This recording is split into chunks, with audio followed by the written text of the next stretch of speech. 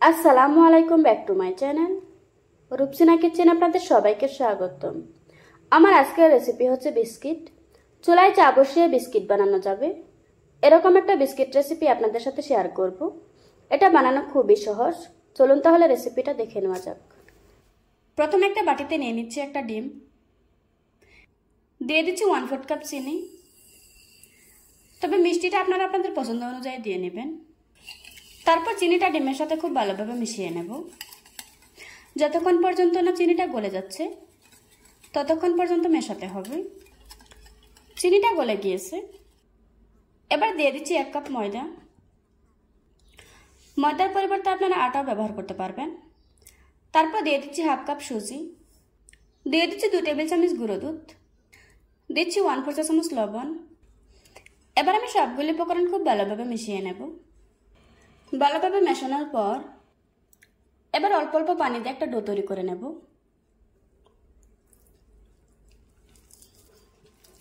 প্রথম মেশানোর সময় এই ডোটা অনেক বেশি সফট থাকবে, তবে এটা আস্তে আস্তে কিছুটা টেনে আসবে। ওরকম করে ময়দাটা মিশাতে হবে। আমার ডোটা তৈরি করা হয়ে গিয়েছে। এবার আমি ডোটাকে 5 মিনিটের জন্য রেস্টে রেখে দেব। ফিরে এলাম 5 মিনিট পর। এখন ডোটা অনেকটাই টেনে গিয়েছে। তারপর হাতে একটু তেল লাগিয়ে ডোটাকে আবারও খুব ভালোভাবে মুড়ে নিতে হবে। এখন বিস্কিট বানানোর জন্য ডোটা একদম রেডি।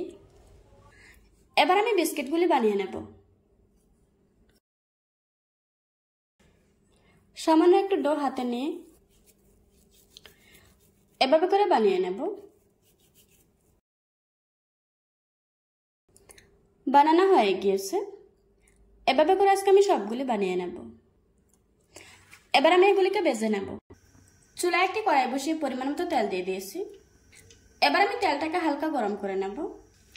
তেলটা গরম হয়ে গিয়েছে। এবার আমি গরম তেলের উপর বিস্কিটগুলি ছেড়ে দিচ্ছি।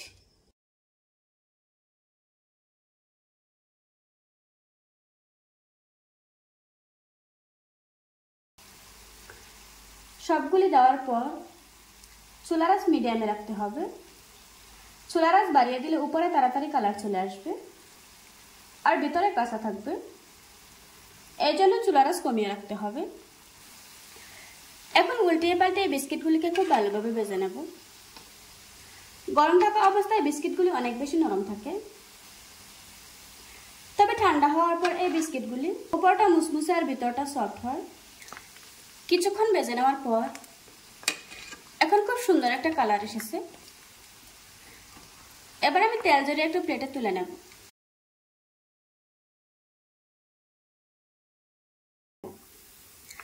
এভাবে করে আজকে আমি সবগুলি বিস্কিট ভেজে নেব। দেখুন বন্ধুরা, আমার বিস্কিটগুলি বানানো হয়ে গিয়েছে। একটা বিস্কিট ভেঙে আপনাদের সাথে শেয়ার করছি। আশা করছি আজকের এই সহজ রেসিপিটা আপনাদের কাছে ভালো লাগবে। ভালো লাগলে আমার চ্যানেলটা সাবস্ক্রাইব করে পাশে থাকা বেল বাটনটি অন করে রাখবেন। আবারও কথা হচ্ছে নতুন কোনো ভিডিওতে। ততক্ষণ সুস্থ থাকবেন, ভালো থাকবেন। আল্লাহ হাফেজ।